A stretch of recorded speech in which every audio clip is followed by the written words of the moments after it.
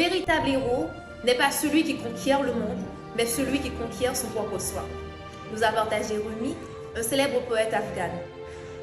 Souvent, nous associons le héros à des actes spectaculaires, des victoires éclatantes ou des conquêtes externes. Cependant, le véritable héros est celui qui a réussi à se conquérir. La plus grande bataille se déroule non pas sur les champs de bataille, mais à l'intérieur de chacun de nous. Cette lutte intérieure façonne la véritable essence du courage, de la force et de l'accomplissement personnel. Monsieur l'animateur, cher coach et mentor, chers jeunes leaders, distingués invités. Je suis une overthinker, une trouillarde qui vit constamment de la peur et qui tend à trop réfléchir. Craignant de ne pas être à la hauteur ou de ne pas être assez compétente, cette tendance à trop réfléchir me pousse dans une analyse répétitive, obsédante des situations. Souvent, sans parvenir à une résolution ou à une conclusion claire. De temps à autre, je m'égare des pensées négatives, ressassant de manière persistante les événements passés. La recherche incessante de la perfection peut parfois me mettre à rude épreuve. Malgré tout, cette peur omniprésente est en réalité ma plus grande alliée. Elle me permet d'anticiper les risques et de me préparer à l'inconnu. En outre, une réflexion intense aboutit parfois à des solutions innovantes et créatives. Durant ces derniers mois, j'ai eu à affronter un adversaire lors d'une compétition. Pour moi, c'était bien plus qu'une simple compétition, c'était un combat personnel qui nécessitait du travail, du courage, de me mettre en mouvement malgré les barrières mentales.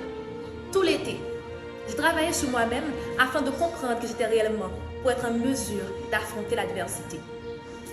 À la fin, l'échec prend place. C'est comme assister à la destruction de son château de sable par un touriste et qu'il faut à présent tout recommencer à zéro. J'ai finalement compris que ce qui compte, c'est de se positionner sur la ligne de départ. Celle-ci est plus importante que la ligne d'arrivée. Se préparer pour une course, s'entraîner, faire des échauffements et se placer le jour J sur la ligne de départ pour la franchir constitue déjà la plus grande des victoires que l'on puisse se donner. Aujourd'hui, lorsque je prends du recul, voir le résultat de tout mon travail acharné, je ne peux que ressentir de l'admiration et de la fierté. Et qu'est-ce que Francesca Cherafin adore ça? Ce sentiment de satisfaction, d'amour propre, d'admiration après un travail réussi. C'est dans des moments pareils que l'on se doit de considérer ses propres défis comme des occasions de se découvrir et d'évoluer. Il est important de développer de la confiance en soi, de la volonté d'apprendre à travers les défis pour croître sur le plan personnel et professionnel. C'est une des raisons pour lesquelles que j'ai décidé de venir ici en espérant que cette aventure sera fructueuse, créant un espace où l'on peut se découvrir et apprendre des autres tout en développant les compétences déjà acquises.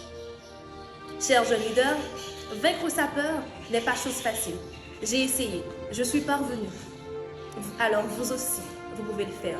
Et surtout, souvenez-vous que les défis sont ceux qui rendent la vie intéressante.